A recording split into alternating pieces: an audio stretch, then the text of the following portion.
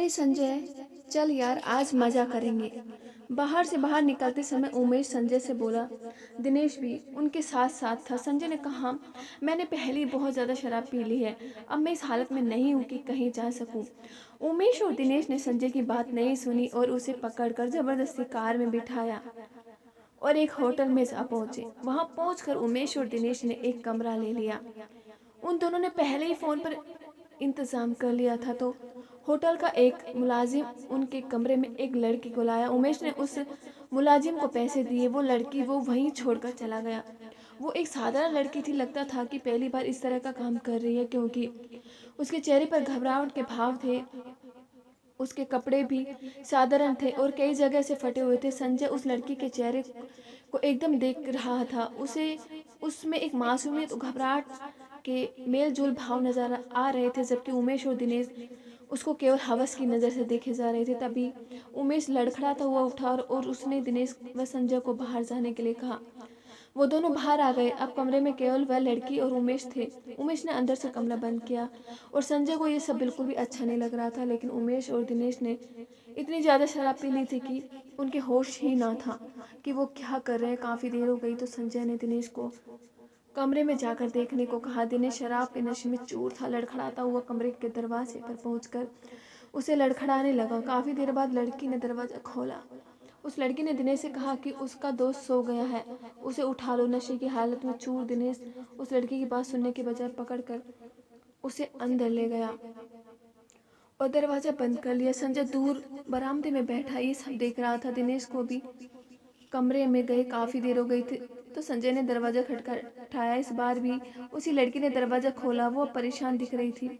उसने संजय की तरफ देखा और कहा, बाबू ये लोग कुछ कर भी नहीं रहे हैं और मेरा पैसा भी नहीं दे रहे हैं। मुझे पैसे की ज़रूरत है, जल्दी घर भी जाना है। कहते हुए उस लड़की का गला बैठ गया था।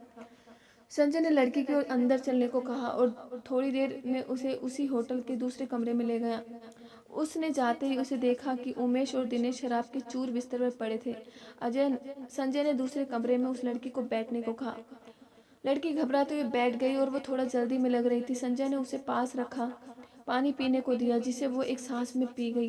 पानी पीने के बाद वो लड़की खड़ी और संजय से बोली, बाबू अब जो करना है जल्दी करो, मुझे पैसे लेकर जल्दी घर पहुंचना है।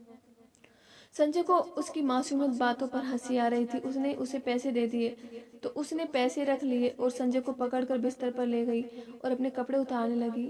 संजय ने उसका हाथ पकड़ा और कपड़े खोलने को मना किया। लड़की बोली, नहीं बाबू, कस्तूरी ऐसी लड़की नहीं है जो बिना काम के किसी से भी पैसे ले। मैं गरीब जरूर हूँ लेकिन भीख नहीं लूंगी। संजय अब बोल नहीं पा रहा था। तभी कस्तूरी ने संजय का हाथ पकड़ा और उसे बिस्तर पर ले गई। ये सब इतना जल्दी हो गया कि संजय कुछ कर नहीं पाया। कस्तूरी ने जल्दी से अपने कपड़े उतारे और संजय के भी कपड़े उतारने लगी। अब कस्तूरी संजय के इतने नज़दीक थी कि उसके मासूम चेहरे को वो बड़े प्यार से देख रहा था। वो कस्तूरी की किसी बात का विरोध नहीं कर रहा था। उसके मासूम हाव भाव वो चेहरे को संजय की नज़र हटी। तब तक कस्तूरी वो सब कर चुकी थी जो पति पत्नी करते हैं। कस्तूरी ने जल्दी से कपड़े पहने होटल के कमरे से बाहर निकल गई। संजय अभी भी कस्तूरी के ख्यालों में खोया हुआ था। समय बीतता गया लेकिन संजय के दिमाग में कस्तूरी निकल नहीं पा रही थी। एक दिन संजय बाजार में सामान खरीद रहा था। उसने देखा कस्तूरी भी उसके पास ही एक दुकान में सामान खरीद रही थी। संजय उसको देखकर खुश हुआ।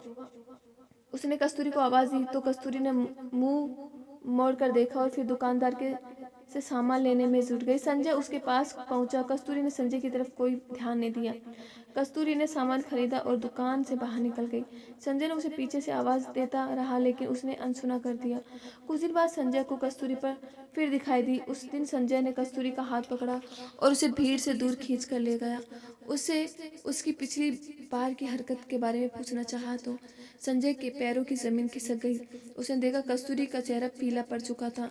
वो बहुत कमजोर हो गई थी। उसने अपनी फटी चुन्नी से अपना पेट छिपा रखा था जो कुछ बाहर दिख रहा था। कस्तूरी वहां से जाने के लिए संजय से जोर आजमाइश कर रही थी। संजय ने किसी तरह उसे शांत किया और भीड़ से दूर एक चाय की दुकान पर बिठाया।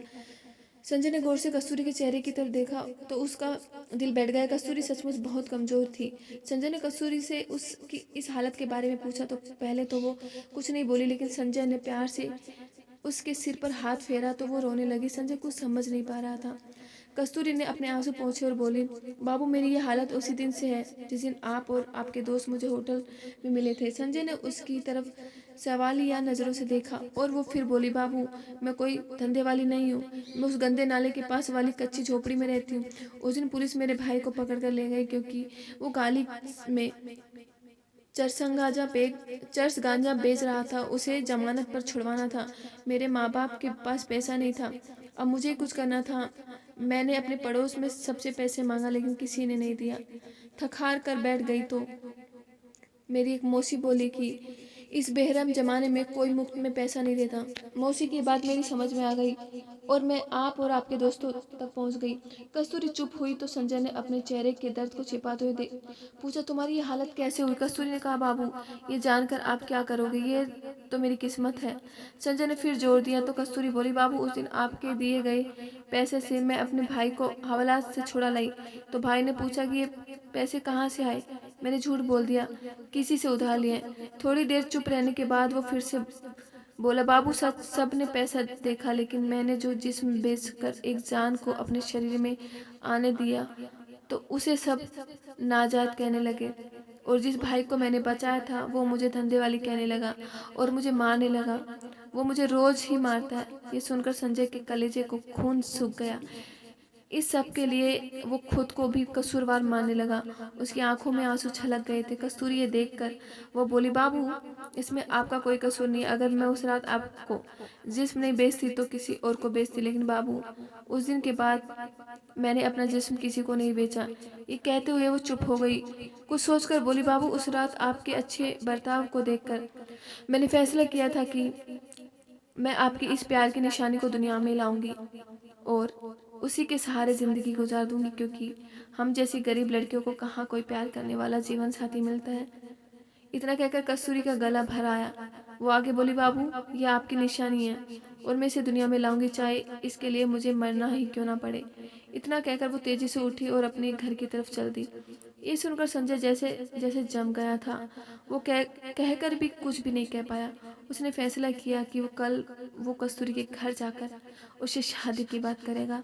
वो रात संजय को लबी लग रही थी। सुबह संजय जल्दी उठा, बंद वहाजा कस्तूरी के घर की तरफ चल दिया। वो उसके मोहल्ले के पास पहुंचा तो एक जगह बहुत भीड़ जमा थी। वो किसी अनहोनी के डर को दिल में लिए भीड़ की चीर कर पहुंचा तो उसने जो देखा तो जैसे उसका दिल बाहर निकलने की कोशिश कर रहा था। कस्तूरी जमीन पर पड़ी थी। उसकी आंखें खुली थी और चेहरे पर बड़ी मासूमियत मुस्कुराहट थी। संजय ने जल्दी से पूछा कि ये क्या हुआ, तो किसी ने बताया कि कस्तूरी के भाई ने उसे चाकू से मार दिया, क्योंकि सब कस्तूरी के पेट में पल रहे बच्चे की वजह से उसे बेइज्जत करते थे। संजय पीछे हटने लगा। अब उसे लगने लगा कि वो गिर जाएगा। तभी पुलिस का सायरन बजने लगा तो भीड़ हटने लगी। संजय पीछे हटते हुए एक कस्तूरी को देख रहा था। उसका एक हाथ अपने पेट पर था। शायद वो अपने प्यार को मरते हुए भी बचाना चाहती थी। उसके चेहरे पर मुस्कुराहट ऐसी थी जैसे उन खुली आंखों से संजय को कहना चाहती, बाबू ये तुम्हारे प्यार की निशानी है, पर इसमें तुम्हारा कोई कसूर नहीं है। संजय पीछे मुड़ा और अपने घर पहुंचा। रोने लगा। वो अपने आप को माफ नहीं कर पा रहा था, क्योंकि अगर वो कल ही उसे शादी की बात कर लेता तो शायद कस्तूरी जिंदा होती। बारिश होने लगी थी। बादल जोर से गरज उठे थे और वो भी कस्तूरी के प्यार के लिए रो रहे थे।